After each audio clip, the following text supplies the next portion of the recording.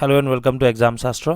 আজি আমি answer writing or next session to লৈ আহিছো and questions লৈ আহিছো GS paper 5 পৰা যেটোটা question আমাৰ ফালৰ পৰা প্ৰেক্টিছৰ কাৰণে দিয়া গৈছিলে তো ফাৰ্স্ট question যোনটো আছিল অলপ alter কৰি পেলাই সেই questionটো আমি ইয়াত ৰাখিছো discuss the tea sector of Assam along with the challenges faced by the tea industry of Assam.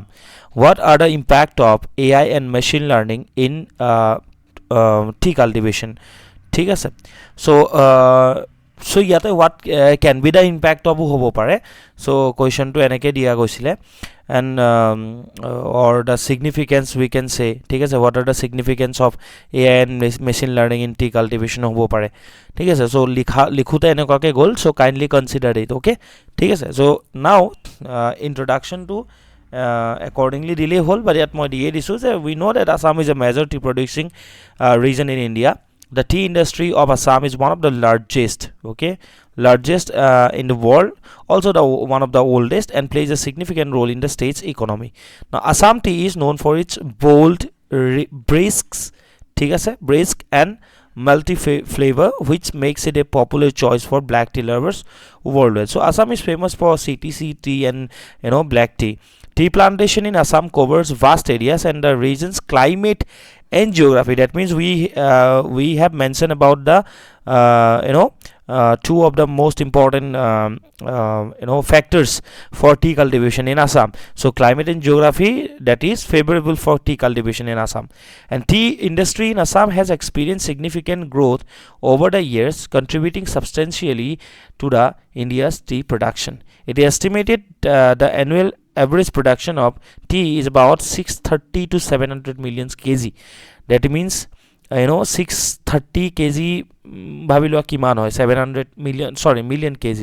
so অসমত প্ৰত্যেক বছৰে average production 630 to 700 million kg হয়. average productivity okay of Assam is around 1838.5 kg per hectare during the selected periods. so আমি এটো mention কৰিব পাৰো যে average production কিমান হয় বা পাৰ হেক্টৰ হিচাপত 1838 okay 20 বেছি 1838.5 নাও হিমানখিনি আমাৰ কি হয় পাৰ কেজি প্ৰডাকশনো হয় কেজি প্ৰডাকশন হয় পাৰ হেক্টৰ হিচাপত. so ইয়াৰ পা যোনখিনি বস্তু বেছি ভ্যালিড লাগে সেইখিনি বস্তু ইউজ কৰিলে হয় ঠিক আছে. ফৰ এক্সাম্পল টি প্ৰডিউসিং এৰিয়া বুলি আমি সবেই জানো. so এটো দি পেলা আমি স্টাৰ্ট কৰিব পাৰো Assam tea which is known for its bold, brisk and multi flavor. ঠিক আছে it makes which makes it a popular choice for the black tea lovers around the globe.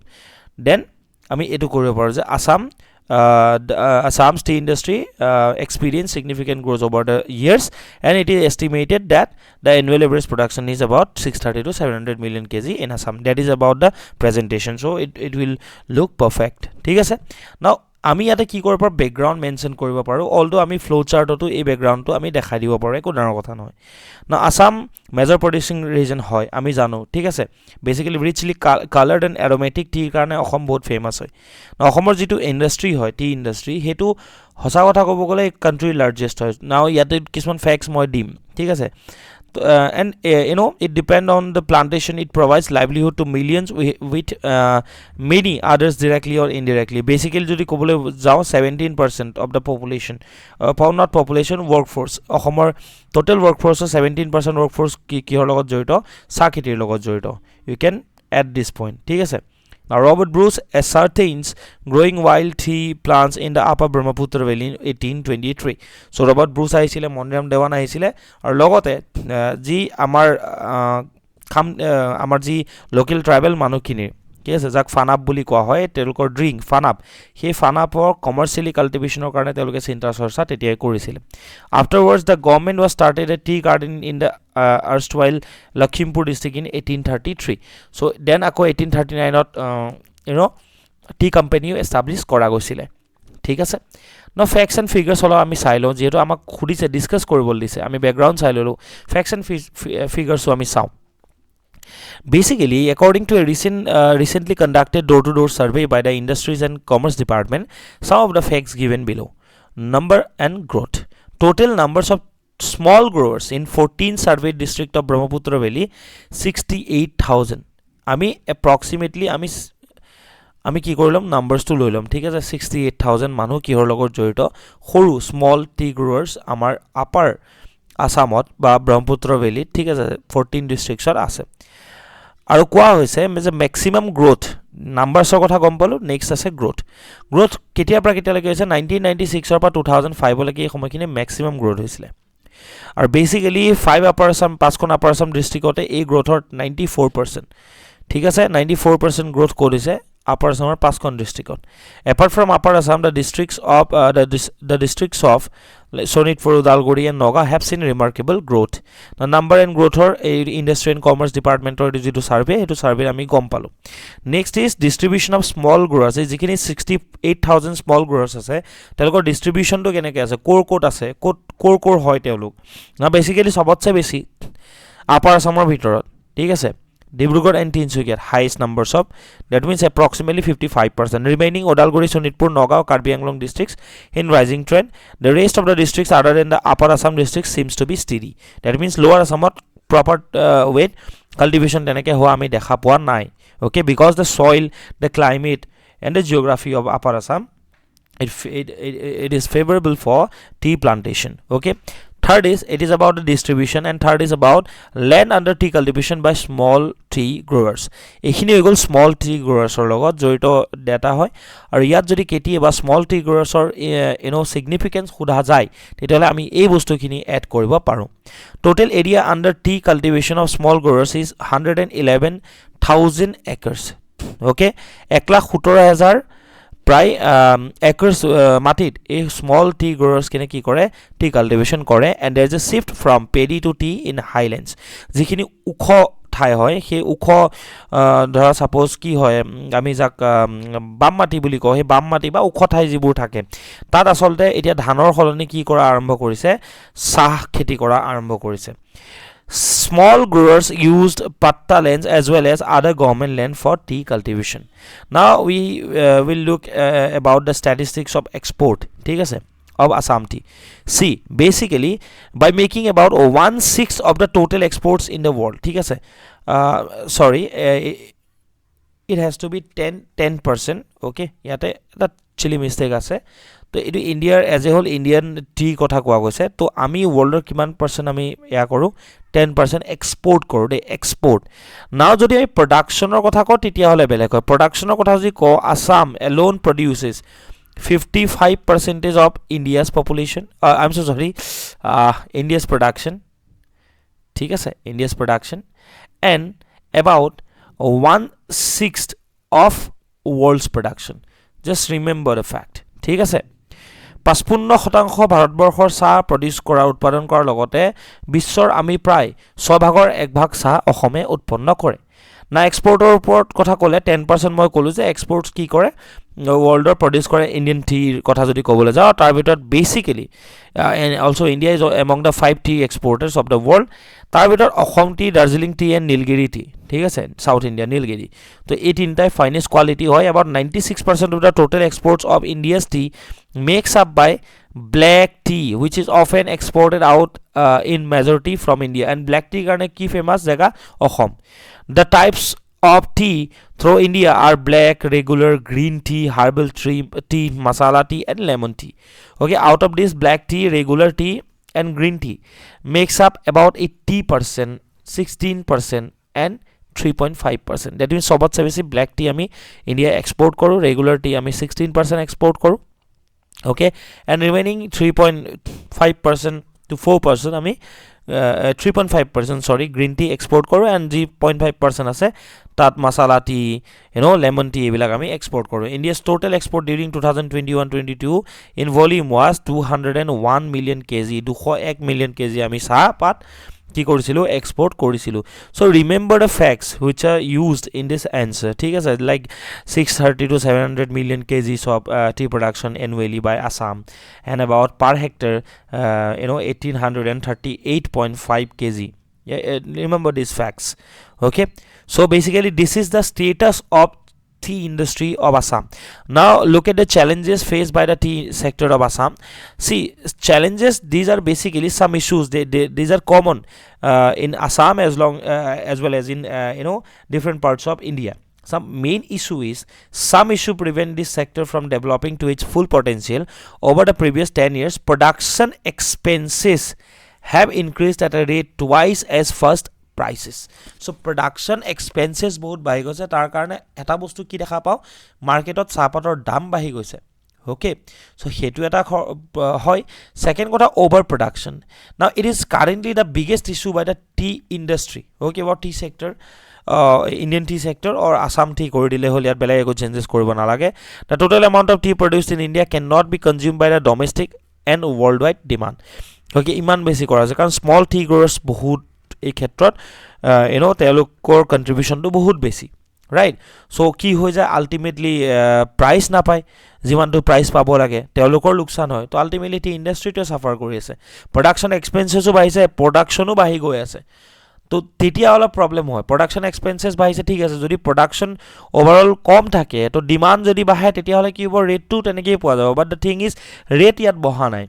Third is competition from the international market. Okay, because China ago ki produce kore maximum black tea produce kore, which is not consumed domestically in China, and China is therefore making an effort to push to sell the whole quantity of extra black tea. Now jiman khini extra thake khini biki dibo bisare, and Indian tea exports may be at risk as a result of this. Fourth is unorganized farmers. A huge number of small scale unorganized tea farmers are present, and tea farmers are logot jorito point additional ami add koribo paro, health condition, this is very poor. Okay, jikhini basic amenities ase ki amenities kinu ki hoy very poor, ar jodi poor amenities thake, poor infrastructure thake for the farmers, to ami jodi constitutional falor por sao telokor proper rights poa nai, ar jodi konba rights na pai, jodi subida na pai, teloke keneke contribute koribo bhalke. So these are the major challenges, along with irregular monsoon.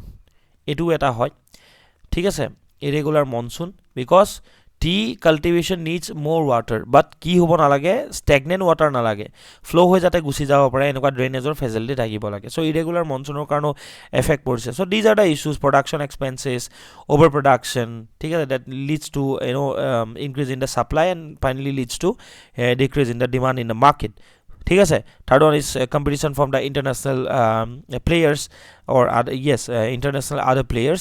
Then unorganized farmers, tar logote farmers or logote yat moi jikita point korsilu, it is for the for those who are engaged as a labor. ঠিক আছে. So এইটো পইণ্টটো দিব পাৰো আমি, laborers tea laborers or কথাটো আমি ক'ব পাৰো, তাৰ লগত irregular monsoon pattern আছে. So these are the problems faced by the tea industry of Assam. Now the impact of or significance, impact বুলি মই ক'লো বাৰু, কিন্তু কুৱেশ্যনটো আচলতে এইটোহে হ'ব লাগিছিল, ইয়াত যোনটো মই দি থৈছো, how AI and machine learning help in tea cultivation. Actually this is not the question, second part যোনটো আছে হেতু মই হেভাবে ভাবিছো যে কোবাত কিবা এটা অসুবিধা হৈছে, মই এটো ঠিক কৰি নিদিলো, মই এটো ঠিক কৰি দিম যেটা লিংকটো দি দিম, ঠিক আছে, kindly consider it. Okay, so how AI and machine learning can help in tea cultivation. Now AI and machine learning or jorite ki koribo para jay. First one is predictive analysis. AI system can analyze historical weather data to ki koribo, gote history to study koribo and predict the future weather patterns. Now this helps farmers plan their cultivation activities more effectively. For instance, knowing when the monsoon will arrive can help farmers decide when to plant their tea bushes, ensuring they get the right amount of rainfall for optimal growth. Second one is soil health monitoring. This is about the weather phenomena. ঠিক আছে, soil health monitoring. AI powered sensors can monitor soil health in real time, providing crucial data on moisture level, kiman moisture level আছে, nutrient content kiman tat available হৈ আছে, pH level মাটিটোৰ কিমান হয়, ঠিক আছে, because these are important for any kind of cultivations. Now this information is invaluable for farmers as it allows them to adjust their farming practices to ensure the health and productivity of the tea plants. Now third is to meet the shortage of tea workers. AI control harvesters for selective plucking may solve the problem of shortage of tea workers. ঠিক আছে, AI control robot বা harvesters যিবোৰ থাকিব সেইবিলাক যদি use কৰা যায়, tea workersৰ যিবোৰ shortages থাকে সেই shortages বোৰ ফুলফিল কৰিব পাৰিব, basically for skilled laborers. Okay, skilled laborers. Now these are important points regarding this AI and machine learning. Fourth one is disease detection. Jodi kiba bemar thake gosjupat, now machine learning algorithms can analyze images of tea plants to detect early signs of diseases, enabling timely interventions. This is particularly important in the tea industry in India, where pests and disease can cause significant crop losses. Now these are the significance, or this is how AI and machine learning can help in tea cultivation of Assam as well as of India. ঠিক আছে. The next question it was about discuss the provisions of Assam Panchayat Amendment Bill of 2023 and mention the previous acts of Panchayati Raj in the state. ঠিক আছে. অসম পঞ্চায়ত যিখন বিল আছিলে, বিধেয়ক আছিলে, সেইখনৰ বিষয়ে আলোচনা কৰাৰ লগতে অসমত কেনেকুৱা আগতে পঞ্চায়তী ৰাজ বা পঞ্চায়ত ব্যৱস্থাৰ লগত জড়িত আইন আছিলে সেই বিষয়ে আলোচনা কৰিম. সি the Panchayati Raj institutions, that means PRI বুলি য'ত মই ইয়াত লিখি লৈছোঁ, in Assam, okay, this is okay, in Assam have a 3-tier system. Okay, গাঁও panchayat at the village level, তলত কি থাকিব, গ্ৰাম পঞ্চায়ত থাকিব, ঠিক আছে, তাৰ ওপৰত থাকিব কি থাকিব, আঞ্চলিক পঞ্চায়ত, তাৰ ওপৰত থাকিব জিলা পৰিষদ. Now 3-tier system in Assam. Okay, now it will be at the apex level, that means the upper level, supreme upper level. Okay, that is apex level, jila porichodor kotha koa goise apex level on. Assam Legislative Assembly has recently passed the much awaited Assam Panchayat Bill 2023 by voice vote on the 4th day of autumn session. Now let's look at the provisions of Assam Panchayat Bill, Amendment Bill of 2023. Earlier, the State Cabinet had approved to amend certain provisions of Assam Panchayat Act of 1994. Now, provisions suggested by the Cabinet, ki provisions suggest korisile, mane yate ki ase basically. See, first one is indirect elections for the post of president in Gaon Panchayat. Gaon Panchayat tolor level ki hoba indirect election hoba president ro ketor, baki hini direct election hoba, but president jon indirect election or jorore select kora jabo. New Gaon Panchayat president will be elected from 10 Gaon Panchayat members. 10 Gaon Panchayat members e ejon ki Gaon Panchayat president select koribo, ঠিক আছে, elect koribo, sorry. Next, introduction of political symbols in the elections of Jila Porikhod and Ancholik Porikhod. ঠিক আছে, and আঞ্চলিক panchayat, and no party symbol for candidate contesting গাঁও panchayat election. গাঁও পঞ্চায়ত ইলেকশনৰ কাৰণে কোনো party symbol নাথাকিব, বাট ফৰ আঞ্চলিক এণ্ড জিলা পঞ্চায়ত কি থাকিব, পলিটিকেল চিম্বলছ ইউজ কৰা যাব. No confidence motion cannot be brought against the president and vice president of গাঁও পঞ্চায়ত, আঞ্চলিক পঞ্চায়ত and জিলা পৰিষদ for 2.5 years. আঢ়ৈ বছৰলৈকে. সি আমাৰ ইয়াতে কি আছে, যিকোনো সময়তে যদি লোকসভা বা বিধানসভাত নো কনফিডেন্স মোশন কি কৰিব পাৰে, বেসিক্যালি নো কনফিডেন্স মোশন উত্থাপন কৰিব পাৰে, বাট ইয়াত এইটো প্ৰভিজন মানিছে যে আঢ়ৈ বছৰলৈকে কোনো নো কনফিডেন্স মোশন লাইক ইন্ট্ৰোডিউস কৰিব কোনো নোৱাৰিব, basically for 3 level, for okay, all 3 levels. Next, reservation. Okay, আমি just main point kita monot rakhi, indirect election for the president of GP level, introduction of political symbol, code thakibo, code na thakibo, ঠিক আছে. Next, no confidence motion আঢ়ৈ বছৰলৈকে নোৱাৰিব. Then reservation of seats for SC and ST, okay, ST by rotation in wards, ঠিক আছে, of Gram Panchayat having more than 10% SC/ST population, constitutions of ward sabha categorization of districts to be on the basis of population density, okay, and reorganization of Gram Panchayat to be done accordingly. Next, introduction of EVM in Panchayat elections, ঠিক আছে, and the constitution of the district delimitation commission to decide the size of Jila Panchayat, Ancholik Panchayat and Gram Panchayat constituencies. So district delimitation commission ki kore decide koribo about the sizes of each panchayat, ঠিক আছে. So EVM or use kora jabo, and disqualification of elected representative of panchayats upon the violation of legal age of marriage, ঠিক আছে, কোনোবা যদি বাল্য বিবাহ কৰিছে তো তেওঁলোকৰ কি হ'ব, cancel হৈ যাব, okay, disqualify হৈ যাব তেওঁলোকৰ. Next, disqualification of members of political parties due to anti defection, যদি কোনোবা anti defection ত পৰিছে তেতিয়া তেওঁলোকৰ disqualification হোৱাটো নিশ্চিত. Now আমি চাব লাগিব previous acts of Panchayati Raj in the state. See, previous acts of Panchayati Rajৰ কথা যদি ক'ব যাওঁ, অসম, ঠিক আছে, অসমৰ এটা খুব ভাল ইতিহাস আছে পঞ্চায়তী ৰাজ বা লোকেল সেল্ফ গভৰ্নমেন্টছৰ ক্ষেত্ৰত, ঠিক আছে, এটা খুব ভাল ইতিহাস আছে.